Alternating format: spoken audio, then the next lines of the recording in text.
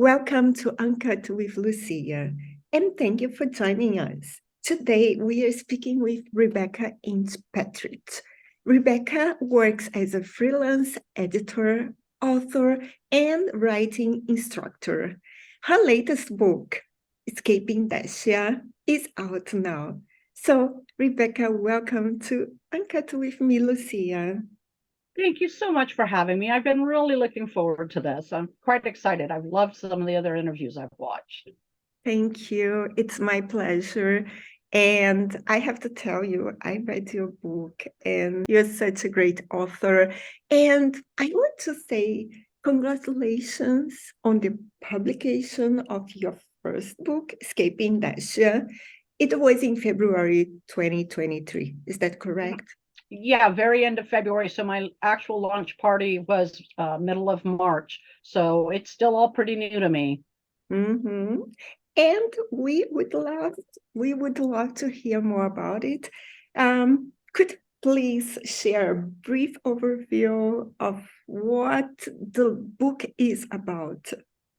So Twyla's a young telepath who's been living and hiding on Earth when her mother shows back up, kidnaps her back to the star cluster they're from, and insists she use her telepathic power to help their family business. The problem is their family business is running their star cluster's version of the mob, and Twyla doesn't want to do that. And so it's some real mother-daughter conflict. Mm-hmm. And I am curious to know what served as an inspiration behind your decision to write this story. So I wrote the first draft of this book when I was 15. And I was a science fiction nerd, geek, and a Jehovah Witness. So I didn't really fit in to the high school life. I was kind of an oddball. And so I used that feeling of not connecting in my character Twyla when I just imagined what it would be like if the universes of Star Trek and Star Wars were real and I could go there and I could be the person I wish I was.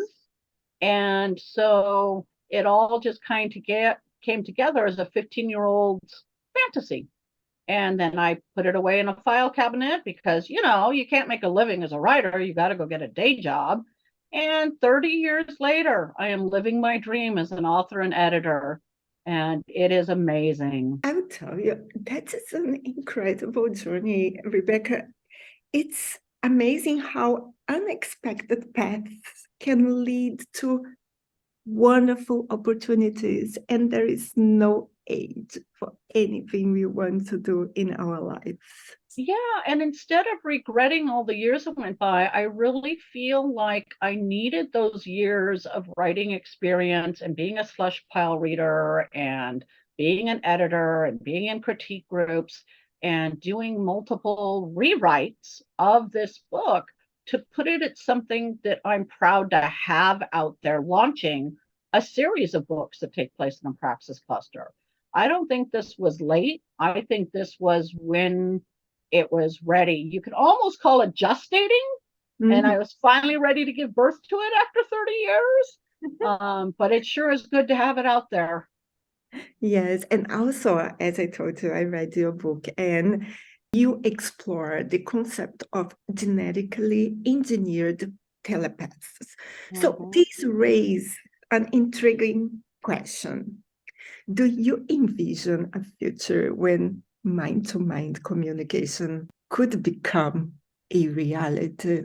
I don't think humans are going to evolve to have more than an empathetic sense like twins do, that something's going on. But I will tell you, a technology is almost at a telepathic rate now. They are experimenting with augmented controls that a person can use to manipulate cybernetic and different ways of being in a mechanical walking device and also to communicate. So if they think something And the system is programmed to pick up that thought wave as meaning a particular phrase. It will show up on a board. So people who can't talk will be able to communicate that way. Well, it's not a far leap from being able to send it to some sort of technology that then can send it to somebody else. And, you know, I would fight having an implant in tooth and nail, but not everybody doesn't want to connect to the net like a cyborg. So I do think it's going to be a question we have to grapple with in the future. Yeah, it's kind of scary. I don't know if I would like to, have something connected to my brain. No, not with the thoughts that go through my mind. I certainly wouldn't. And Rebecca, as a writing instructor, you have a wealth of knowledge and experience. So, are there any specific writing techniques or tools that you find particularly helpful in your own creative process as a writer? For example, how do you start writing? Do you need, like you are more a plotter? Do you need to have this story done before you need the characters? Please let us know. So what I use and what I advocate for is the idea of first pinning a zero draft so that you don't have the investment of 6 months to a year trying to write a 300-page book that on page 30 really should have gone left instead of right. So I will jot down my ideas almost in an outline, but in narrative form. And whatever scenes do come to me in dialogue, I'll go ahead and do. And so I'll end up with, and my students end up with, about a 50,000 word zero draft in 10 weeks. And that's what I teach, is write that book in 10 weeks. And that way they've got the clay, but they can also manipulate it when they go back through and realize what doesn't work, what characters can be combined, because that's one thing most authors do, is have too many characters, and what scenes can be combined. So when they do their first real draft, they're not losing 40 pages of writing that they labored over every comma, every semicolon, instead, you're just getting your ideas down, and then you can change them when you do your first draft. That's a good idea. I'll have to tell you it's so painful when you have to like throw some words that you wrote about. For example, I remember I wrote a book and then I said, no, I don't need this particular character. I need to either kill him or to just erase everything I wrote about him. But I said, I cannot kill a character. So I keep a file of the cut. Anything I cut is safely stored in this one file so that if I can use it in something else, sometimes it's a turn of phrase I like. Sometimes it's a character that I like, but didn't work in that particular story. And they're always there, and it makes me feel freer to cut what doesn't fit in this particular project because it's not gone forever.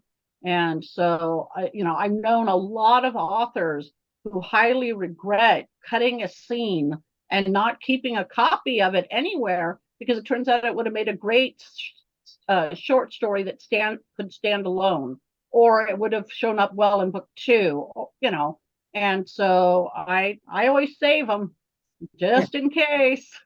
Yeah, I will do it from now on. It's so important. And short stories, you can always get some characters that you prepared something about them and just use them somehow.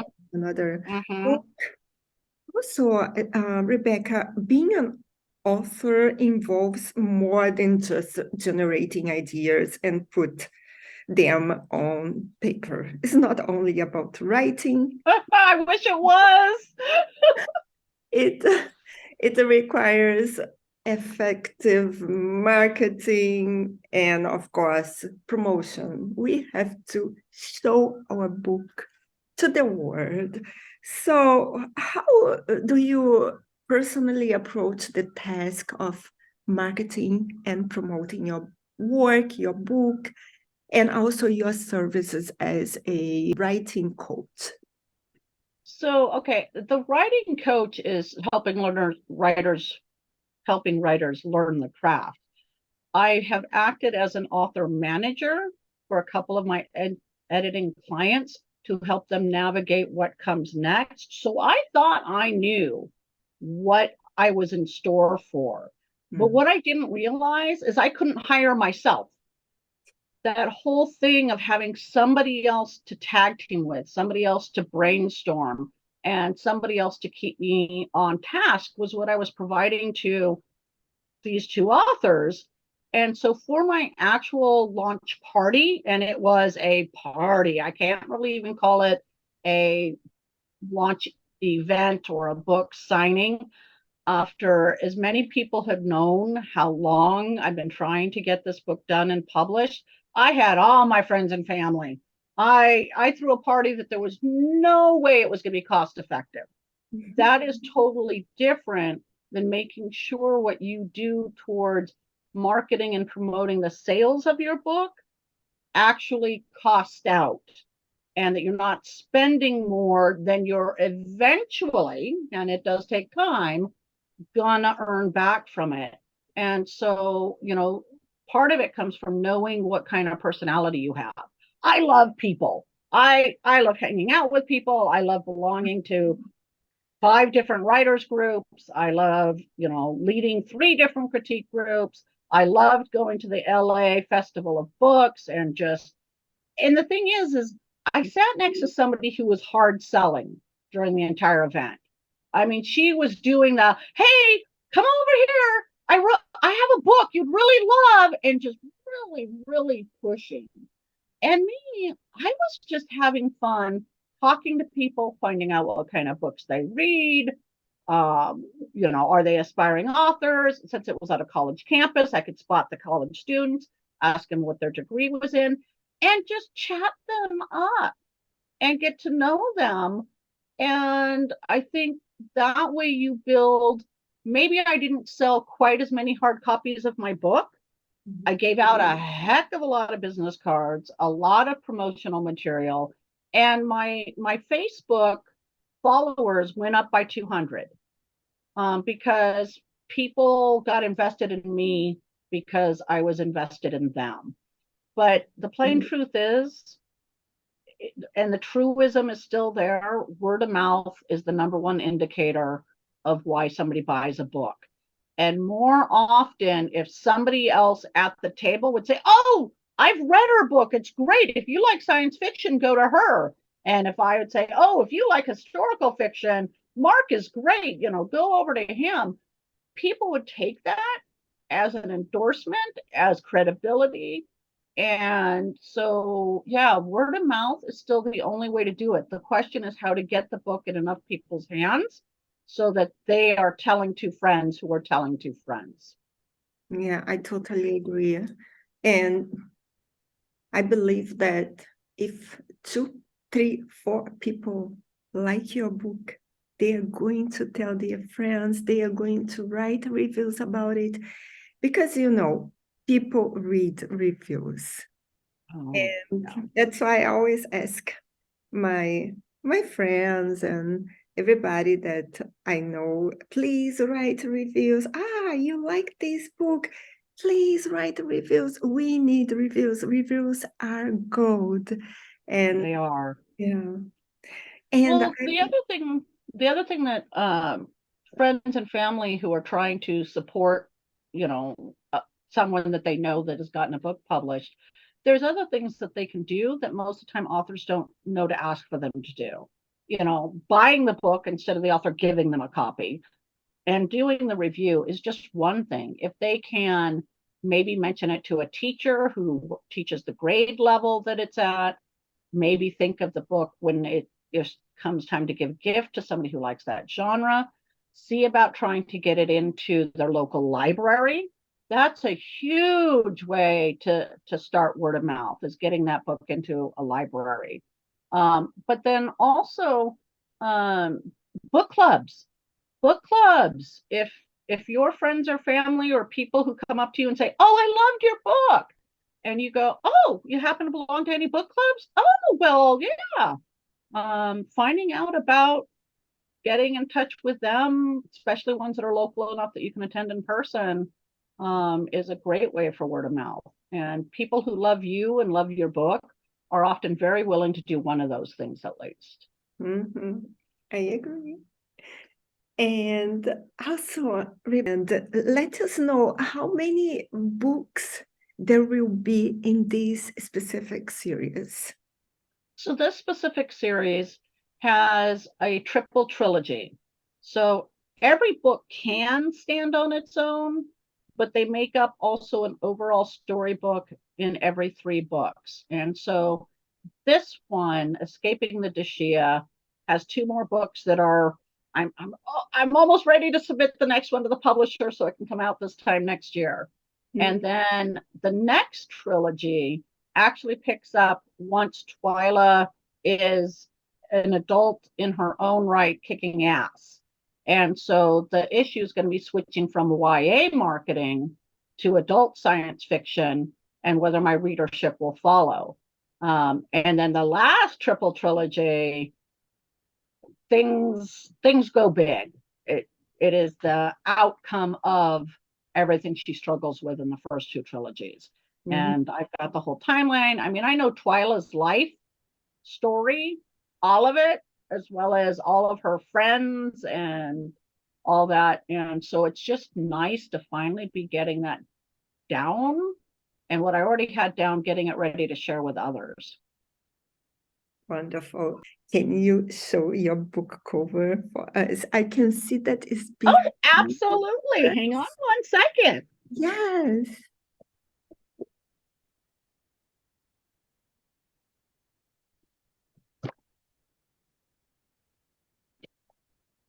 I have to say, David King at Black Rose Writing just did a phenomenal job with this book. I was so ecstatic. I liked the vibrancy of it. I liked the character. As a matter of fact, I've checked to make sure that I can use this image for promotional purposes. And I've got all sorts of things that's going to happen when I launch my Praxis Cluster Encyclopedia on my website. And this is her. It is what I always envisioned her. And it's just talk about telepathy. The artist picked the perfect model to represent my protagonist. Now, I will tell you, though, it took the author speaking up, because luckily my publisher, Black Rose Writing, lets the author have some input. And keep in mind, most traditional presses, the author sees the cover when it comes out. They have no say. Yeah. And so originally he had a 35-year-old woman on the cover. And I went, that might be her mother. And that's a great image of Cassie. But for my YA audience, they want to see the protagonist. And so he was willing to do another draft with a younger image. And I am so happy. And now I've also got an image of Cassie that I can use on the website. And so, and I used it in my banner. They're facing each other with the Praxis cluster in between. And you can just see the tension, because the Cassie image was great. It was not Twyla. I love the color. Currently, the trend is towards either comic type figures on the cover or a very muted cover. And that's just not what I wanted for my Praxis cluster and my YA book. I wanted it to be eye-catching and bright. And so right now, we're trying to figure out what the cover is going to look like for my non-Praxis writing Praxis cluster book that comes out on Halloween. So yeah, right on the heels of this one, All right. I've got another book coming out on Halloween that has nothing to do with the Praxis cluster. It's a paranormal mystery thriller that I co-authored with my aunt. And so that's a whole different genre, a whole different look, a whole different target market. And so You are doing a lot. You don't stop. You are unstoppable. So now, Rebecca, finally, where can our audience find you and your book online? So my website is pretty easy. It's www.ripartridge, P-A-R-T-R-I-D-G-E, .com, and all my latest information about what's going on, I have there. As to buying the book, it is easily available on Amazon, like most books are. But if you really believe in supporting your local bookstores, you can also order it through any bookstore anywhere that you would buy books. And that way you help keep them going, because we don't want bookstores to go away. Oh, and barnesandnoble.com, of course. Barnes and Nobles also. I just want to thank you again, Rebecca.